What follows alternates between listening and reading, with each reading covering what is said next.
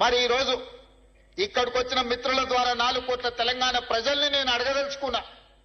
నిన్నగాక మొన్న ఒక ఆయన వరంగల్లో ఒక పెద్ద సభ పెట్టింది. సంతోషం, మీ పార్టీ ఏర్పడి 25 సంవత్సరాలు అయింది.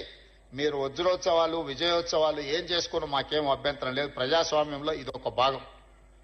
140 సంవత్సరాల చరిత్ర కలిగిన కాంగ్రెస్ పార్టీకి మేము ప్రాతినిధ్యం వహిస్తే 25 సంవత్సరాలు చరిత్ర కలిగిన మీ పార్టీకి మీరు ప్రాతినిధ్యం వహిస్తున్నారు. మాకేం అభ్యంతరం లేదు. మీరు విజయోత్సవం సభలు ఏర్పాటు చేసుకుంటాం అంటే మంత్రి పొన్నం ప్రభాకర్ గారిని పిలిచి ఎన్ని వందల బస్సులు అడిగినా అన్ని వందల బస్సులు వాళ్ళకి ఇవ్వండి, వాళ్ళక్కడ సభ ఏర్పాటు చేసుకోనివ్వండి, వాళ్ళకు అవసరమైన అన్ని వెసులుబాట్లు కల్పించండి అని చెప్పి ఆర్టీసీ అధికారులనే కాదు పోలీసు అధికారులను, అక్కడుండే మున్సిపల్ అధికారులను, కలెక్టర్లకు అందరికి కూడా నేను సమీక్ష చేసి ఆదేశాలు ఇచ్చిన. ఎందుకంటే ప్రజాస్వామ్యంలో పాలకపక్షమే కాదు ప్రతిపక్షం కూడా బలంగా ఉండాలి. ప్రతిపక్షం ప్రజా సమస్యల్ని ప్రస్తావించాలి. వారు ప్రస్తావించిన ప్రజా సమస్యల్ని మేము పరిష్కరించడానికి వీలవుతుంది. పరిష్కరించాలన్న చిత్తశుద్ధితోని వారు సభ నడుపుకోవడానికి సంపూర్ణంగా ఈ రాష్ట్ర ప్రభుత్వం సహకరించిందన్న మాట నిజం కాదా? మరి నేను మిమ్మల్ని అడుగుతున్నా, మీ అనుభవం గొప్పదే, మీ పార్టీ గొప్పదే, మీ పార్టీలో 100 కోట్ల రూపాయలు ఉన్నమాట నిజం, మీకు టీవీలు పేపర్లు ఫామ్ హౌజులు ఉన్నమాట కూడా నిజమే, మేమేం కాదంటలేం. కానీ ప్రజల సమస్యలు మీరు ప్రస్తావించిందా? ఈ ప్రభుత్వం ఏ నిర్ణయం తీసుకుంటే ఆ నిర్ణయంలో ఉన్న లోపం లేదా ఈ ప్రభుత్వం తీసుకున్న నిర్ణయంలో మంచి అనేది మీకు ఎక్కడ కనిపించలేదా?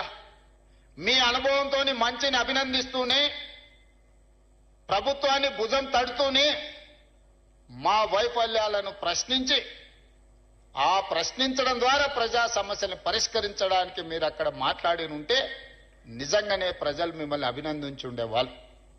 నేను ఈరోజు ఆ పెద్ద ఆయనను ఒక మాట అడగదలుచుకున్నా. ఎక్కడైనా ఎవరైనా ప్రభుత్వ ఉద్యోగిగా ప్రభుత్వం నుంచి జీత భత్యాలు తీసుకొని దాదాపుగా 16 నెలల నుంచి ఇంట్లో నుంచి కాళ్ళు కదపకుండా జీత భత్యాలతో సహా అన్ని వసతులను మీరు అనుభవిస్తున్నారు కదా, ఇది ఏ చట్టంలో ఉందని నేను అడుగుతున్నా. ఏ చట్టంలో ఉంది? ప్రభుత్వం నుంచి జీత భత్యాలు తీసుకున్న వాళ్ళు మేము విధులను నిర్వర్తించము. బసవేశ్వరుడే చెప్పిండు కదా, కష్టపడాలి, కష్టమే ఫలితాలను ఇస్తుంది, మనిషి అనేవాడు ప్రజల కోసం శ్రమించాలి అని. మరి మీరెందుకు ప్రతిపక్ష నాయకుడిగా హోదా తీసుకున్నారు?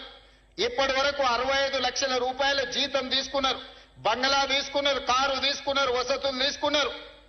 పోలీసుల పహారా మీకు కల్పించిన ప్రధాన ప్రతిపక్ష నాయకుడిగా, మాజీ ముఖ్యమంత్రిగా అన్ని వసతులను అనుభవించకుండా ప్రతిపక్ష నాయకుడు పాత్ర పోషించకుండా మీరు ఫామ్ హౌజులో ఎందుకు పడుకుంటున్నారని 4 కోట్ల తెలంగాణ ప్రజలు అడుగుతున్నారు. సమాధానం చెప్పాల్సిన బాధ్యత మీకు లేదా? ఆయన అంటే నేను రాను అసెంబ్లీలకు, మా పిల్లల్ని పంపించిన అంటాడు. నేను ఆయన అడుగుతున్నా, పిల్లల్ని పంపించడానికైతే మీరెందుకు ప్రతిపక్ష నాయకుడిగా ఉండాలి? మీరెందుకు పార్టీ అధ్యక్షుడిగా ఉండాలి? మీరెవరు? సభకు రాని ప్రతిపక్ష నాయకుడు మమ్మల్ని ప్రశ్నించే నైతిక హక్కు మీకున్నదా? మీ నైతిక హక్కు లేనప్పుడు మీకు మమ్మల్ని ప్రశ్నించే అధికారం ఎవరిచ్చిండ్రు అని నేను అడుగుతున్నా. ఈరోజు నేను వారిని సూటిగా అడుగుతున్నా, అధికారం ఉంటేనే, ఆదాయం వస్తేనే మీరు పనిచేస్తారా? అడ్డగోలుగా కొల్లగొడితేనే మీ అధికారం ఉన్నట్లనా? మీకు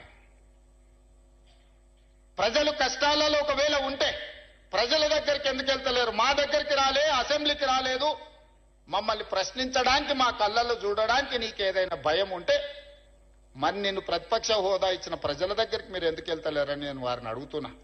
ఫామ్ హౌజ్లో పడుకొని మీరు ఏం సందేశాన్ని ఇవ్వదలుచుకున్నారు రాబోయే తరాలకని నేను అడుగుతున్నా. అధికారం ఉంటేనే చెలాయిస్తాం, లేకపోతే ఫామ్ హౌజ్లోనే మేము ఉండిపోతాం, ప్రజలు ఎక్కడికి పోయినా సరే గాలికి వదిలేస్తామని సందేశాన్ని ఇవ్వదలుచుకున్నారా మీరు ప్రతిపక్ష నాయకుడుగా నేను అడుగుతున్నా. మిమ్మల్ని మేము చేసిన పథకాలన్నీ ఆగిపోయినాయని,